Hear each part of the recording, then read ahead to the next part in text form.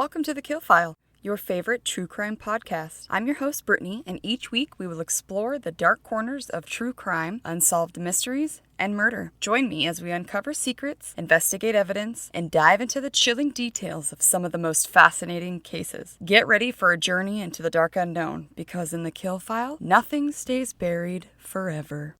Hey guys, welcome to the premiere episode of The Kill File. Today's episode, we are going to cover the quote-unquote Smiley Face Killer cases. I don't know if you guys have heard about this one before, but it was extremely fascinating, and I'm really excited to share it with you guys today. A few trigger warnings for today's episode include, we're going to talk about murder and description of corpses, so just a heads up. A few things before we start. There's a documentary about these cases. It's called The Smiley Face Killers, The Hunt for Justice, and it's on the Oxygen series. It was super informative, and it made me question so many aspects of these quote-unquote accidental drownings. I suggest that you check it out. They go through a few cases and why the team of investigators believe that these are all linked to one group of killers. I also saw that there was a movie that came out in 2020 called Smiley Face Killers. I haven't watched this yet. The reviews didn't seem to be that great, but if you've watched this, I hope that you will jump over to social media and tell me what your thoughts were on it. Was it good? Was it not good? Let me know. First off, I want to let you guys know that this case, or these cases, are technically unsolved. And by that, I mean that there's a lot of debate about whether these smiley face killers or the gang of smiley face killers are even real. That being said, the victims that are allegedly connected to this killer or killers started around 1997. And since then, there have been at least 40 bodies. It's actually way more now, but these bodies have all been found in lakes and rivers, which are spread across 11 states and 25 different cities, at least. All the victims have been male, popular athletic-type students with high GPAs. Almost all of the men were either last seen leaving some sort of party or gathering with their friends, and most of them were extremely intoxicated. I have to confess that after I researched this case, I looked up whether there had been any bodies found in the Missouri River in the Kansas City area, because that's where I live, and there wasn't anything. However, I kid you not, like a week later, they found a body in the river, but it was a woman. I was thankful that if these are true killings, that the serial killer hasn't headed this way. Many of the crimes, the police just assumed that the men were either too drunk to function. I guess they maybe just got too close to the water and they just assumed that they were drunk and fell in.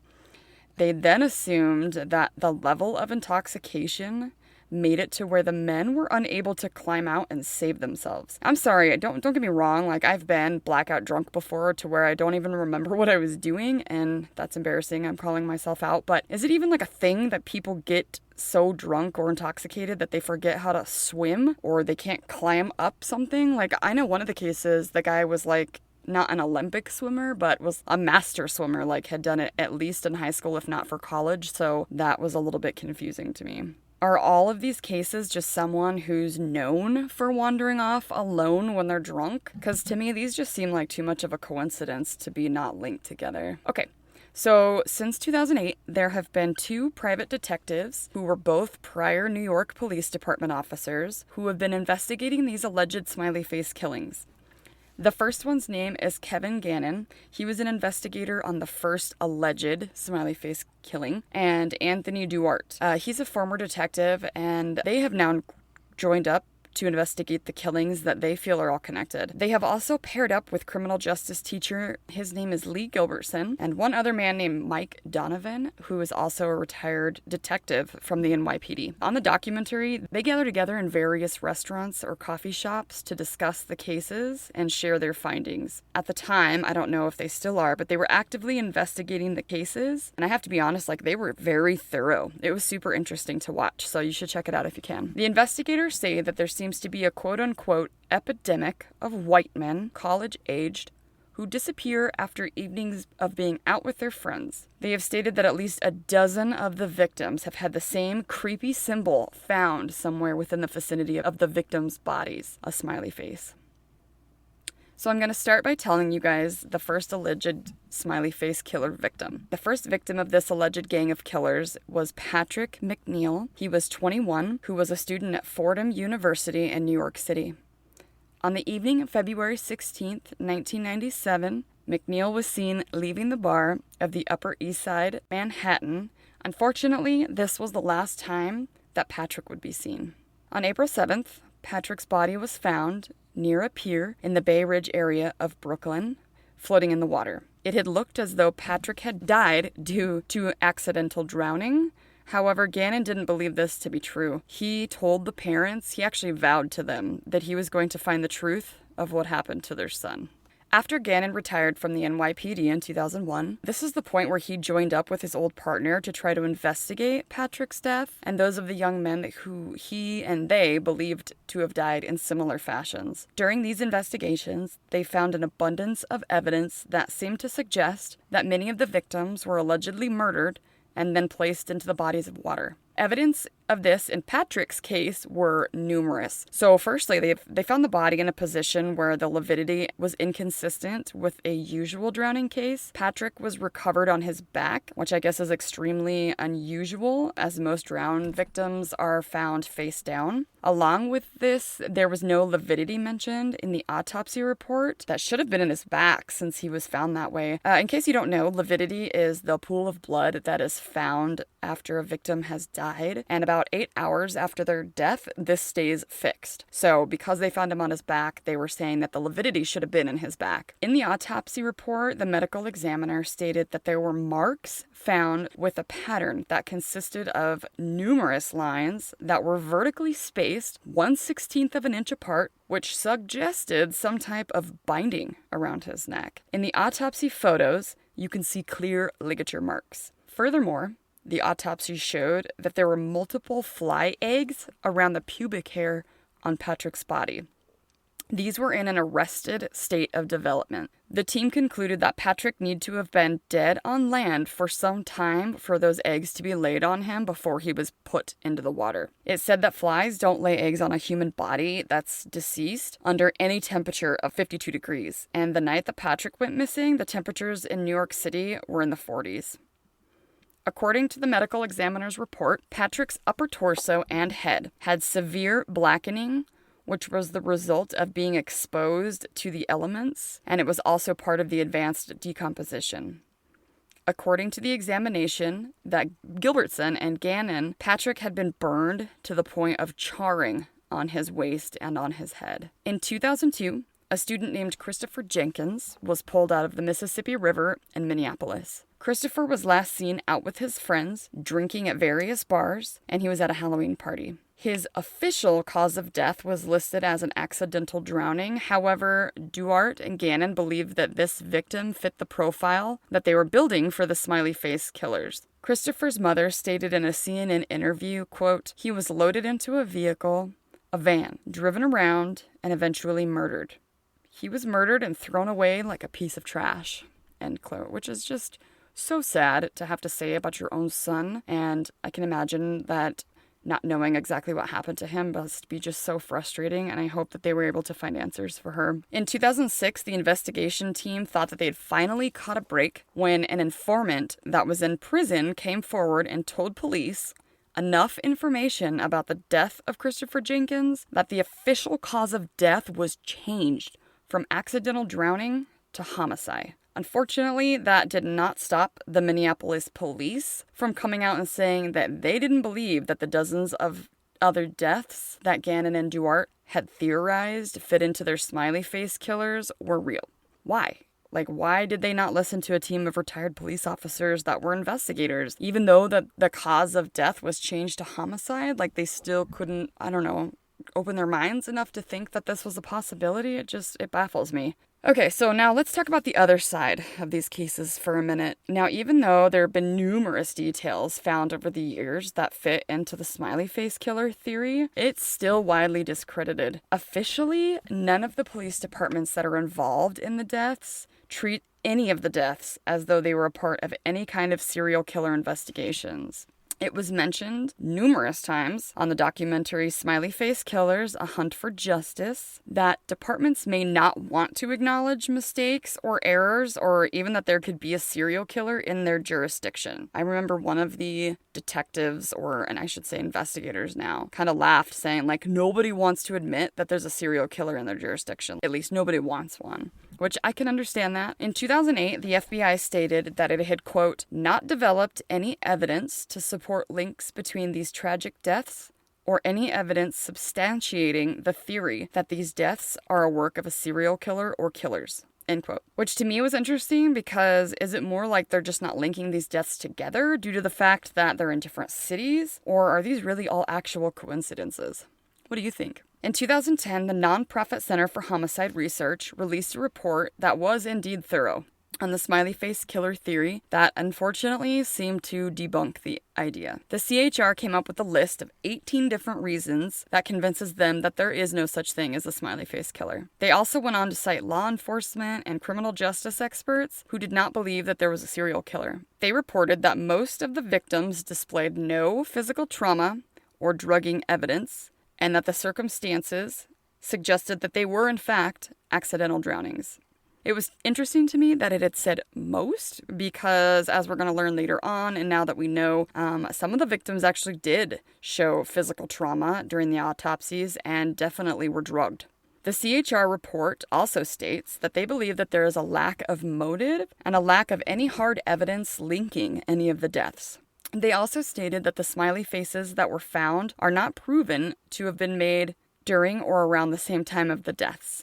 They go on to say that homicide by drowning is rare. However, at least one of the victims was reported to have been killed elsewhere and then dumped into the body of water. So are they really being drowned, or are they just being killed and dumped into bodies of water nearby? One of the 18 points that the CHR made, actually this was point number 17, is that the presence of GHB, which is known to be the date rape drug, was in some cases detected alongside of high levels of alcohol in the victims. They go on to say that GHB is actually a naturally produced chemical in the human body, which, by the way, I did not know that, and it's usually produced in small amounts. However, the process of decomposition can release additional GHB into the victim's system. They had thought that the GHB may not be as relevant as there was alcohol involved in many of the cases. In the documentary, one victim didn't have enough alcohol in his system to be falling down and stumbling the way that he was on the video that they caught of him being last seen. However, the level of GHB found in his system was indicative that he would have actually been acting this way because of the drugs, not the alcohol.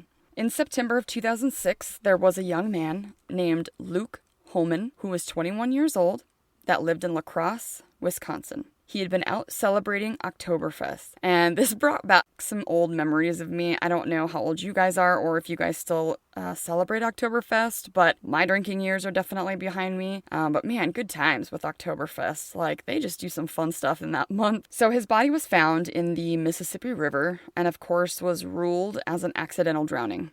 His autopsy showed that he had some suspicious injuries to his head and his arms. There were some red flags in this case. One of them was the fact that there was numerous injuries. They also found defensive wounds on his body, and they also found orange flecks on his clothes that had suspiciously matched the same color of paint of a smiley face that was found not far from where his body was found. They actually cover it on the documentary. It's really good. So investigators Dannon and Duarte still stand by their theory, and they insist that these cases are linked to a killer or a group of killers that are still out there. Gannon was quoted in 2019, so not that long ago, saying in a Rolling Stone interview that he was determined to get justice for the victims and is going to continue to prove his theory. He said, quote, "When we put out who's doing this and why, I don't think the FBI will have any option but to get involved. We have to do something to bring the individuals responsible for this to justice. And I'm telling you, we won't stop until we do." End quote. Okay, so now we're going to cover more in depth of the Dakota James. He was 23 years old, and he was I'm sorry if I butcher this, a Duquesne University grad student. Don't come for me, I'm sure I said that wrong. He went missing after being out and drinking with friends, just like all the other cases. On March 26th, 2017, his body was found in the Allegheny River. Allegheny? I don't know. I didn't say that right, I'm sure. The medical examiner ruled his death as an accidental drowning. The police told Dakota's parents that he walked out of the bar, walked across the street to urinate, and fell in. I was curious, like, how do they know this? Because later on, we're going to talk about the camera footage, what they did or didn't catch of him, and I could not figure out how the cops knew that he just had to go pee and fell in. His body has supposedly traveled 10 miles down the river, and it was over the course of 40 days when his body was found. There was hardly any evidence of physical harm, even though his body would have had to have traveled through a concrete and steel dam. And on the documentary, you can see that this dam actually debarks trees. So it's interesting that his body would have had to go through there without any damage. They stated that his body was hardly decomposed for being gone for 40 days. And at the time his body was found, the police would only let his parents see his foot with a tattoo on it to identify his body. And to me, this was weird because the mom seemed very upset that she was not able to see his body, which is totally fair. And she has since then found out that it was actually her right to see his body and that this was not handled correctly.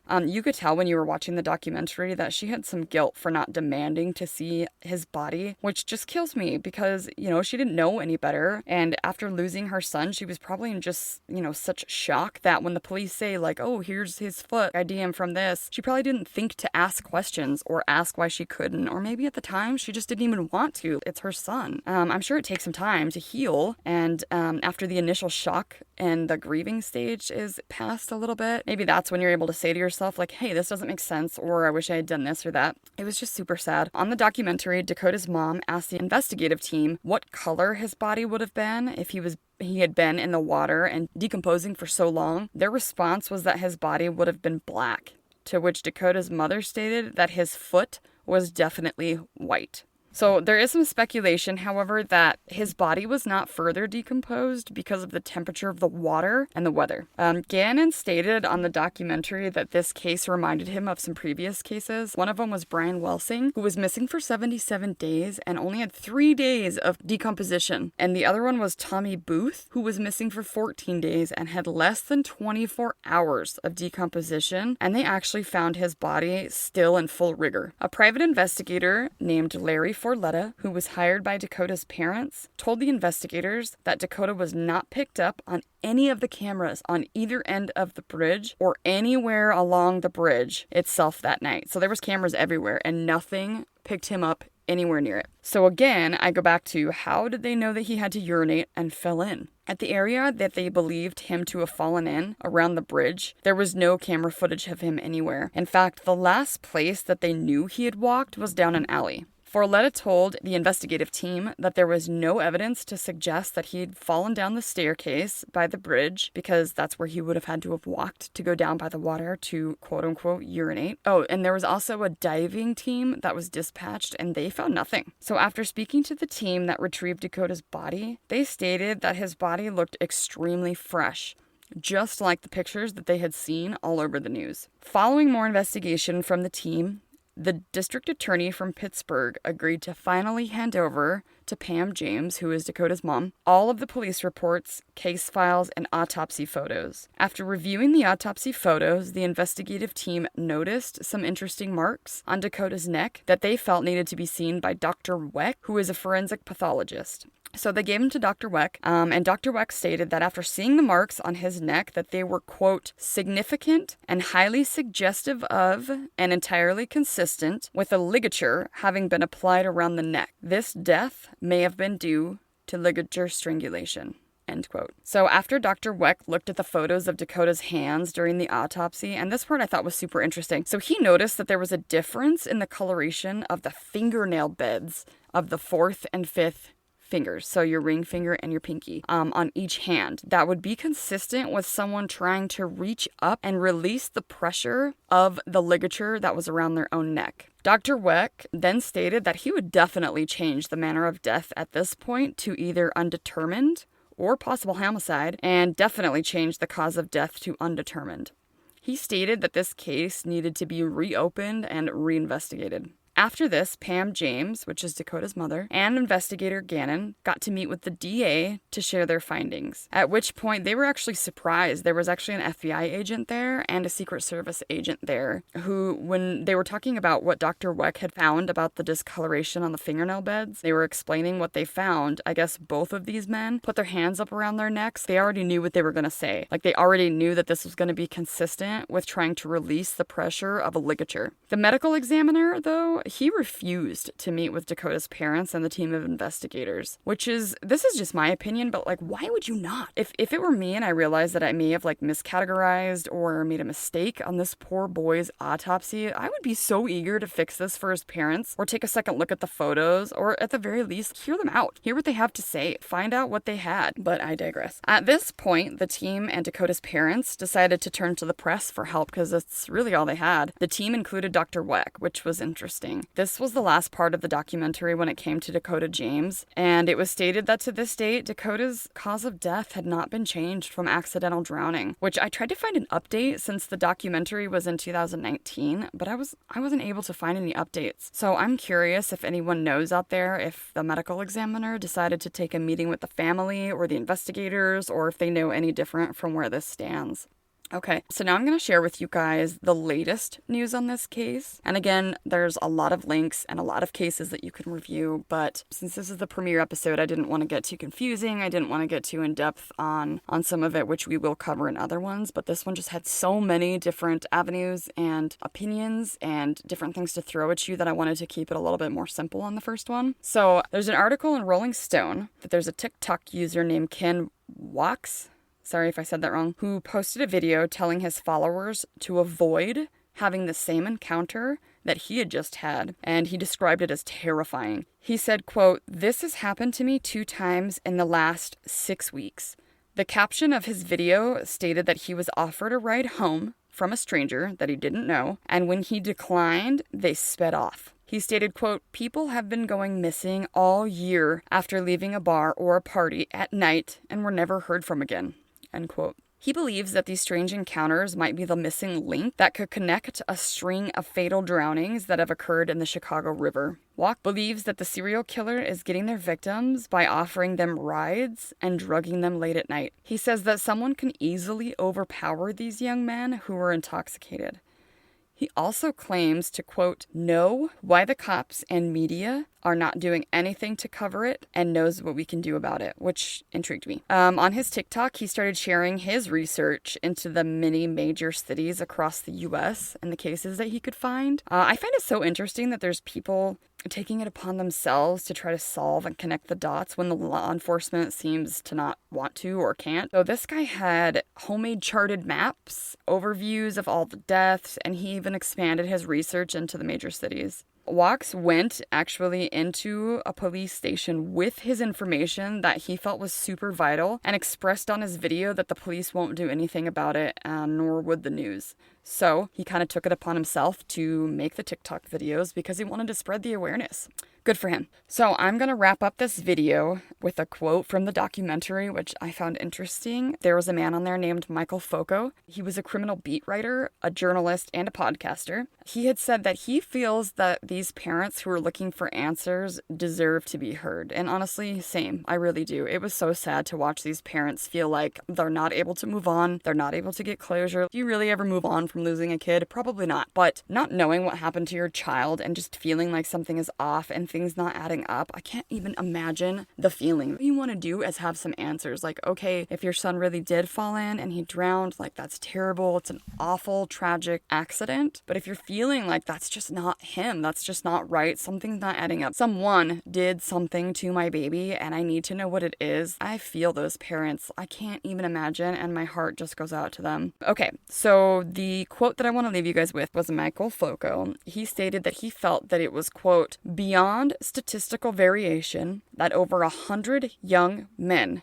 go out drinking with friends, disappear, and end up in a body of water nearby." He then said that the theory that people are just going out and getting drunk and falling into the river or lake or whatever is absurd. He then joked that if that were the case, that at any given time after a Steelers game, that there would be like 1,000 people in the river, which, yeah, he's right. Like, people don't just get wasted and then fall into rivers or lakes every day. This isn't a normal occurrence. The reason that this case was interesting to me is because it's kind of unsolved, and it's one of those, what do you believe? And everybody kind of has their own thoughts, their own theories. Maybe some of them are connected, maybe some of them aren't. We know at least one of them was a homicide, if not more. The documentary really opens your eyes to some of the stuff that's missed. So I'm kind of curious what your guys' thoughts were. Do you guys think that there's a Smiley Face Killer or a gang of killers? Why is there only young men being found? How come women aren't being found in the river? Or maybe they are and they're just not being reported on like that. I don't know. Also, why is there so many inconsistencies in the autopsies for the accidental drownings? Why was it said that it was an accidental drowning when Dakota's neck had ligature marks on it?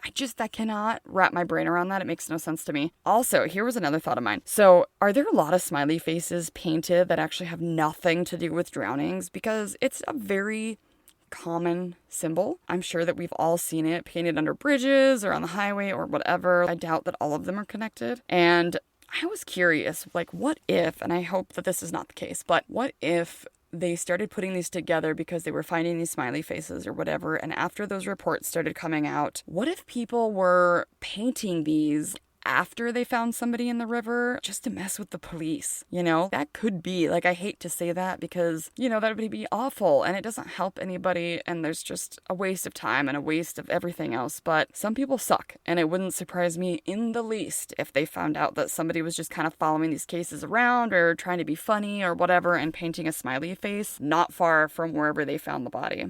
It would just be so sad. So I'm going to leave a few pictures of the smiley faces that they have found. Some were close to the bodies that were allegedly, you know, connected to the quote-unquote accidental drownings. I'm going to try and post pictures to go along with the stories on the socials of the kill file. If you want to see pictures, or if you're interested in more information, give me a shout out, talk to each other. Make sure that you tag the kill file so I can follow along and see what you guys are saying, because I'm definitely going to read the comments. I want to know your guys' theories and thoughts, and I know there's people out there that probably have more information than me on this one. Sorry that this one's unsolved. I just thought it would be a good opener. I have some really great cases coming up. I hope you guys enjoy, and I will see you next time.